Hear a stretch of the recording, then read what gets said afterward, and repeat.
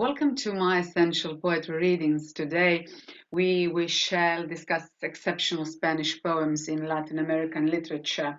And one of the best ways to understand the inner workings of a culture is to learn about its art forms, especially its literary culture and literacy culture.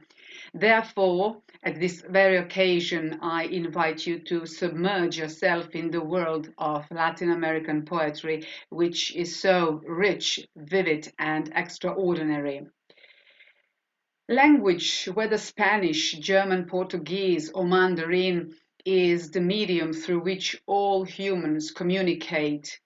It's a system of signs that humanity uses to express and to present ideas, feelings, sentiments, emotions, passions, to rebuild and build relationships. For many of us creative artists who often think outside the box, language may feel too structured, full of rules and regulations, leading to unique and very specific forms of expression and meanings. Many and diverse figures of speech begin to appear, such as metaphors, similes, hyperboles, among many others, and provide a fertile and expansive ground for creating poetry, for excelling poetry. It is through poetry that a culture widely and deeply exposes its secrets, expressing its inner world of definitions, complex emotions, and tendencies. As the linguist Roland Barthes says, to try to write love is to confront the muck of language. That region of hysteria where language is both too much and too little. The ordinary and typical use of language alone is seemingly incapable of expressing the whole truth of a sentiment, which is where poetry comes in its fullest and brightest sense. Poetry expresses powerful, solid, and complicated emotions like anger, loss, fear, love, passion. It serves both as a tool to communicate our deepest truth and to document humanity's legacy of love and loss. Today I shall present you Latin American literary history of Spanish poetry. And you may believe that Latin American literature is simply literature in the Spanish language, but of course it is not as such. You'd be sorely mistaken. Every world language has its own history to tell through its literature, exposing its challenges and triumph, its weaknesses and strength through words. When we look through the written masterpieces of Latin American literature, we begin with Latin America's birth as a cluster of independent, rich nations, freshly separated from their Spanish and Portuguese colonizers. These first recognized pieces of literature came from Creoles, which were sons and daughters of colonizers and colonizers who recounted their experience of making a home in the new and unknown world. It focused on the mysteries of the unknown for Europe and all their adventures in the Indies, as well as the fights for independence and autonomy. These harrowing tales and experiences were a great source of interest in literature and literacy. Also, these are mixtures of cultures.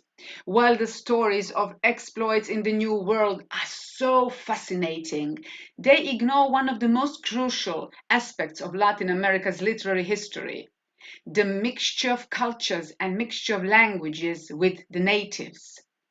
These cultural clashes gave rise to a new frame, to a new politics, to a new culture, to a new expression, and new forms of language. Up until today, Latin American literature carries along this rich, vivid, and very colorful history, a history of morbid and unfortunate colonization, but also of an independence, of mixing culture, and as such, it is an extraordinarily unique and emotionally charged literature full of different voices. Today, I shall present you one of most exceptional poets from Latin America, and that is for surely Humberto Acabal.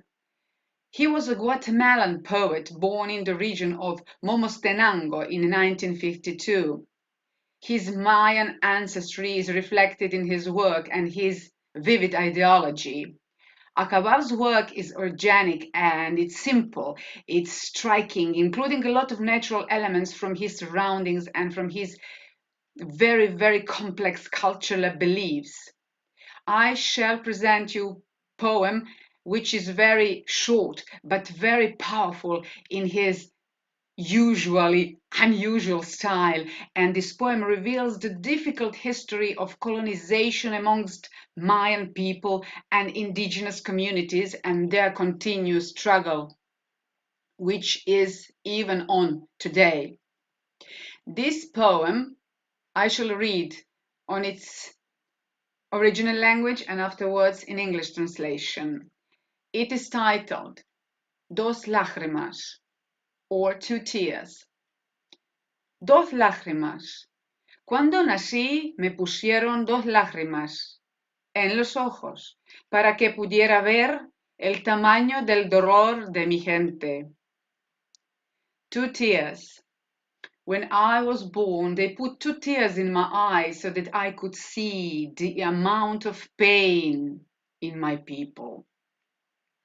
Also, I shall present you one of my most cherished and beloved poetesses of Chile, and that is Gabriela Mistral, who was born in the town of Vicuña in 1889, and she received the Nobel Prize in Literature in 1945.